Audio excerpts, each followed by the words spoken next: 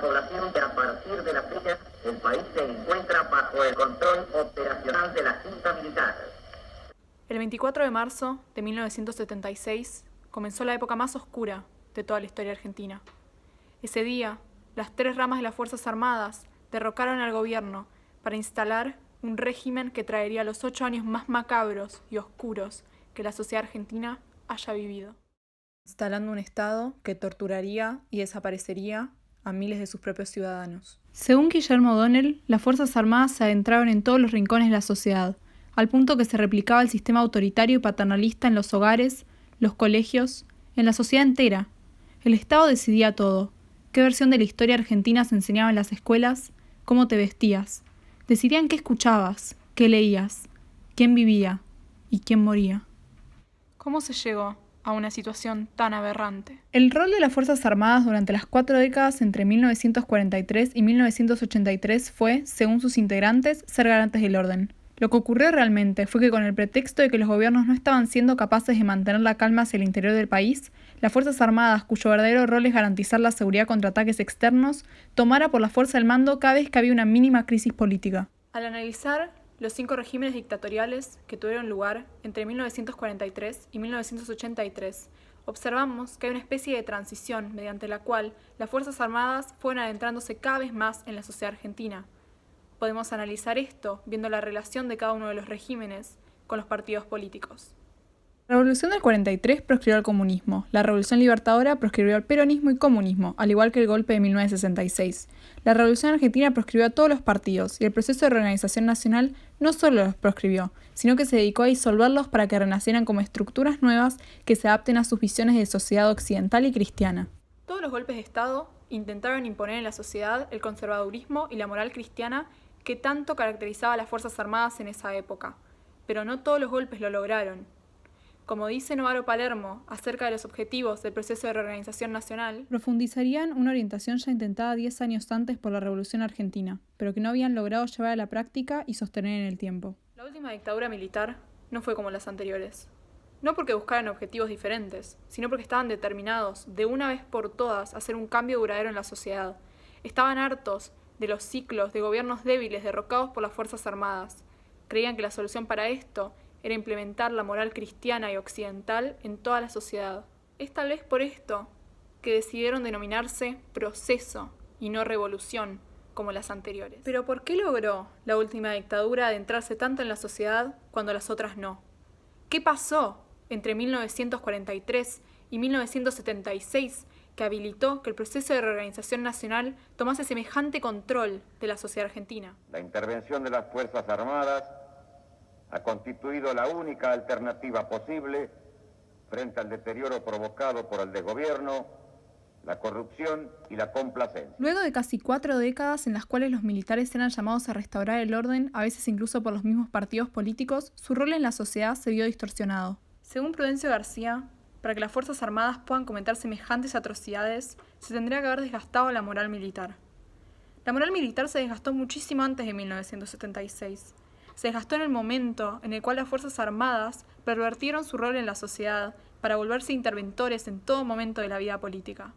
Esto lo podemos ver en una cita que hace Prudencio García de Vilas, quien estuvo a cargo del Operativo Independencia en Tucumán en 1975, un año antes del golpe de Estado. Si bien mi tarea no era reemplazar a las autoridades, de atenerme al reglamento, el operativo concluiría en un desastre. Esta frase nos muestra cómo las Fuerzas Armadas creían que eran las únicas que podían garantizar el orden y estaban dispuestas a reemplazar a las autoridades legales para hacerlo. Con este pretexto, las Fuerzas Armadas derrocaron a 5 gobiernos constitucionales. Castillo fue acusado de fraude e incompetencia para lidiar contra la amenaza comunista. Como explica Luis Alberto Romero, los militares tenían la convicción de que el orden institucional estaba agotado.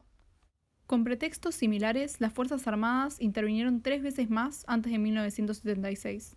En 1955, la Revolución Libertadora derrocó a Perón.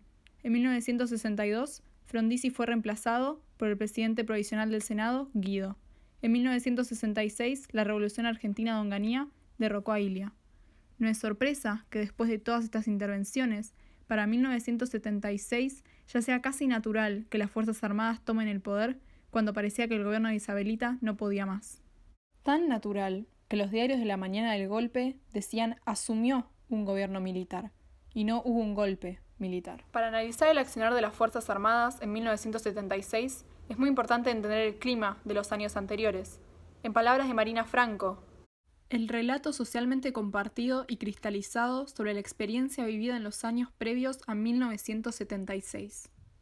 Este es un relato de caos, de guerrilla, de disturbios, caos político, caos económico, caos social.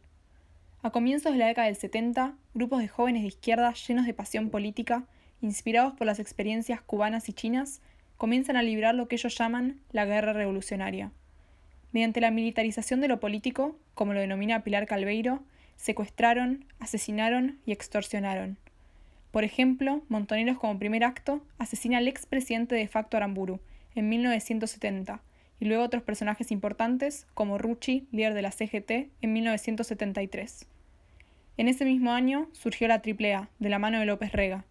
Este era un grupo parapolicial de derecha que perpetuó múltiples asesinatos. Se estimaba que a principios de 1976 había un asesinato cada 5 horas y una bomba estallaba cada 3. Sumado a esta violencia política y social, en 1975 el ministro de Economía Rodrigo desató una crisis económica como ninguna otra. Este clima de violencia ayuda a explicar por qué algunos civiles fueron cómplices al proceso de reorganización nacional. Esto ocurría en otros regímenes, pero nunca a esta escala. Los capos, como lo denomina Guillermo O'Donnell, no solo denunciaban a sus vecinos, sino que a veces eran parte de los grupos de tareas. Para Guillermo O'Donnell esto tiene otra explicación. Dice que históricamente en la sociedad argentina hay características autoritarias que nunca se fueron, y que además, con cada uno de los golpes que luego fallaron, fue creciendo. Fue así que la mayoría de la población eligió no denunciar lo que estaba ocurriendo, tal vez porque elegían no ver, tal vez porque realmente no sabían, tal vez porque era más fácil esconderse atrás del algo habrán hecho que ver lo que realmente estaba sucediendo. Fue esta situación de violencia lo que también llevó a las Fuerzas Armadas a definir esta situación como una guerra, algo que nunca antes había pasado. Los otros gobiernos militares habían tenido ciertos enfrentamientos y actos violentos, pero jamás se había definido la situación como una guerra interna contra la subversión. Definir la situación como una guerra les daba, al menos a su parecer, el poder de justificar las atrocidades que cometían. En una entrevista con Prudencio García, Aldo Rico, teniente coronel y futuro líder de los Carapintadas, dice que en todas las guerras hay excesos. Cuando García le remarca que, según los códigos de guerra, no se puede torturar a un enemigo capturado y desarmado, Rico contesta que esa guerra era diferente, porque era contra la subversión.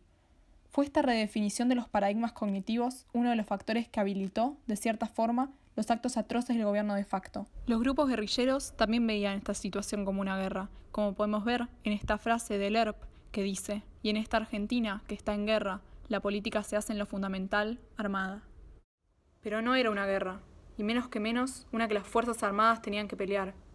Los jóvenes guerrilleros cometieron actos atroces, pero jamás puede un Estado recurrir a la violencia, a la ilegalidad, a la deshumanización sistemática de su pueblo. Aunque el proceso de reorganización nacional tuvo objetivos muy parecidos a los de las otras dictaduras, su política represiva no es una continuidad de estas.